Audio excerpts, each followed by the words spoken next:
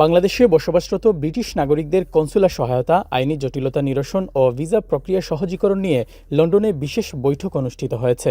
ঢাকাস্থ British high commission ও UK foreign অফিসের প্রতিনিধি দল এবং ব্রিটিশ বাংলাদেশি বিভিন্ন সংগঠনের নেতৃবৃন্দ এই বৈঠকে অংশ নেন।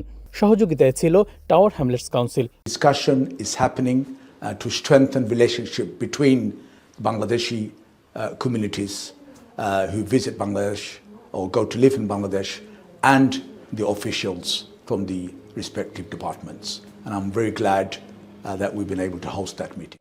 আলোচনায় বাংলাদেশে ব্রিটিশ নাগরিকদের আইনি জটিলতা ও হয়রানি মোকাবেলা, দ্রুত কনসুলার সহায়তা নিশ্চিত করা, জরুরি পরিস্থিতিতে ব্রিটিশ হাইকমিশনের সুরক্ষা ব্যবস্থা জোরদার, বিনিয়োগকৃত অর্থ ফিরিয়ে আনার জটিলতা নিরসন সহ গুরুত্বপূর্ণ নানা বিষয় তুলে ধরেন প্রবাসী প্রতিনিধিরা।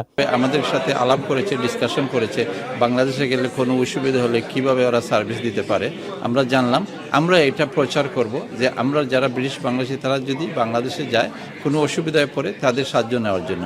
চিন্তার বিষয় যে কিছু ফ্যামিলি অ্যাবান্ডনমেন্ট হচ্ছে, যেটা দেখা যাচ্ছে যে হয়তো যাত্রীরা দেশে যাওয়ার পরে হয়তো স্বামী হয়তো স্ত্রীকে এবং সন্তানদেরকে রেখে চলে আসছে, পাসপোর্ট টিকিট সাথে করে নিয়ে আসছে এবং ওনারা দেশে আটকা পড়ছেন।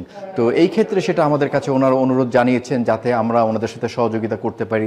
অনুষ্ঠানে মূল আলোচনা তুলে ধরেন ঢাকাস্থ ব্রিটিশ হাইকমিশনের consular regional operation manager John Neal, proconsul Farhana Haque MBE সহ আরও অনেকে।